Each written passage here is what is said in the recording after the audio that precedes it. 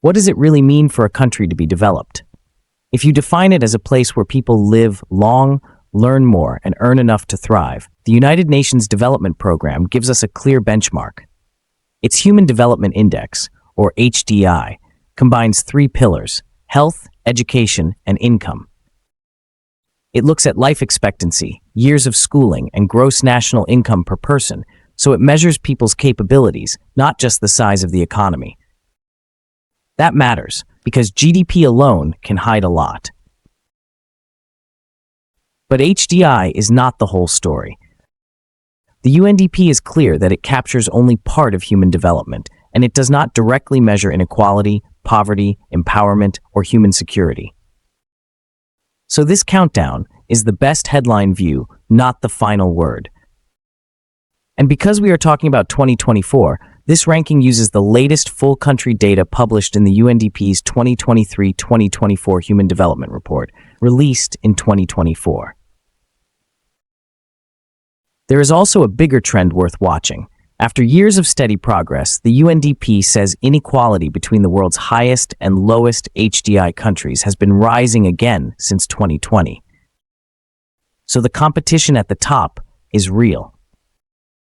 And just to make it more interesting, the UNDP also publishes an environment-adjusted version of the index, which lowers scores for countries with heavy carbon and material footprints. In other words, high development can come with a hidden environmental cost. Now, here are the most developed countries in the world in 2024. At number 10, we start with a tie: Australia and the Netherlands, both at 0.946. Australia's score reflects strong health outcomes, high income, and broad access to education across a large advanced economy. It is the kind of country where the basics of development are consistently in place, from public health to living standards. The UNDP's Planetary Pressures Adjustment drops Australia to 0.763, showing one of the clearest sustainability trade-offs in the top tier. The Netherlands reaches the same score through a different formula: high living standards, strong institutions, and reliable public services. It is also a reminder that development is not just about wealth creation, but about how evenly that wealth turns into quality of life. On the environmental lens, the Dutch score falls to 0.796, which still keeps it among the global leaders, but shows how footprint matters too.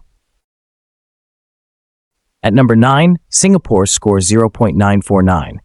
This is one of the clearest examples of development built on systems: high-performing education, long life expectancy, and very high income per person in a compact city-state. Singapore's strength is consistency. The country turns limited space into efficient infrastructure and strong public outcomes. But the sustainability adjustment tells a different story, with heavy material use and a much lower planet-adjusted score. That contrast is exactly why HDI is useful, and why it is not enough by itself. At number 7, Germany and Ireland are tied at 0.950.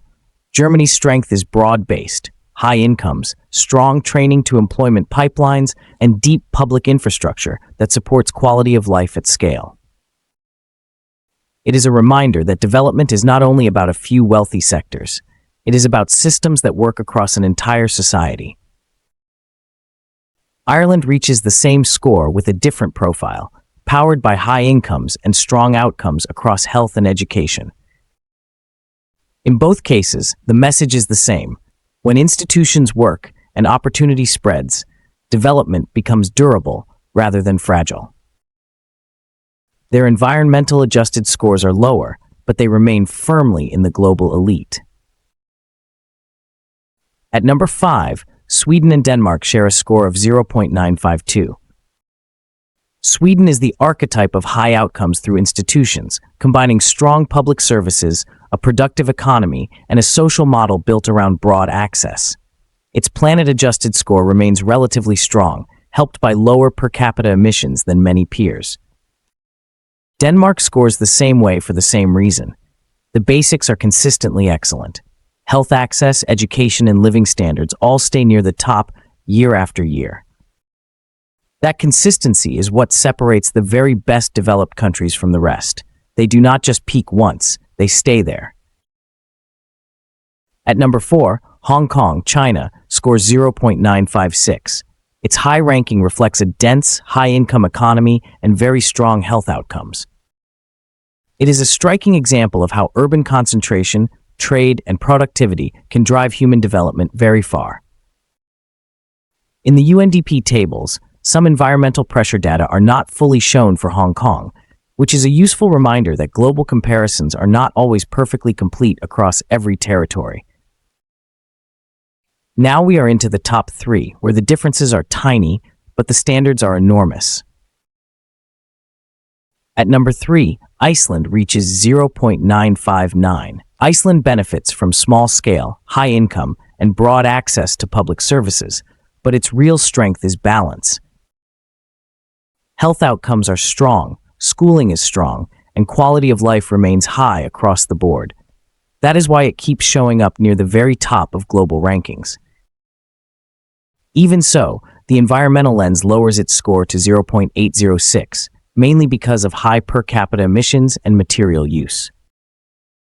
So Iceland is a good example of a country that excels in human development while still facing the sustainability challenge that comes with modern living. At number 2, Norway comes in at 0.966. Norway combines high income with strong education and reliable health outcomes, supported by a welfare state that turns resource wealth into broad social security. That combination is what makes it such a consistent leader. But Norway is also one of the clearest examples of the development versus footprint tension. Its planet-adjusted score drops to 0.808, reflecting a significant environmental cost. The takeaway is not that Norway is less developed. It is that development and sustainability are not the same metric, and both matter when you want the full picture.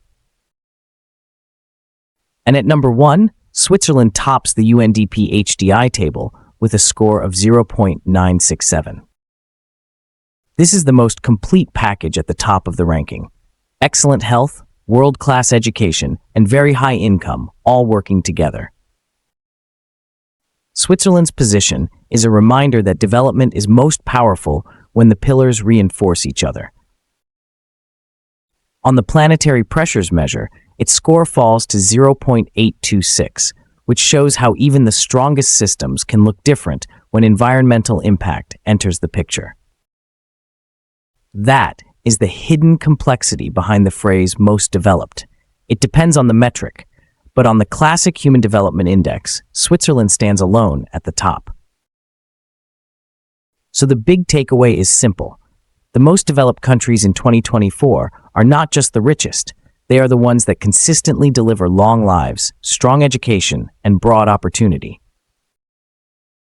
Rankings can shift if you focus on inequality, carbon use, or other measures, but the same countries usually stay near the top. Comment your top pick and ranking method.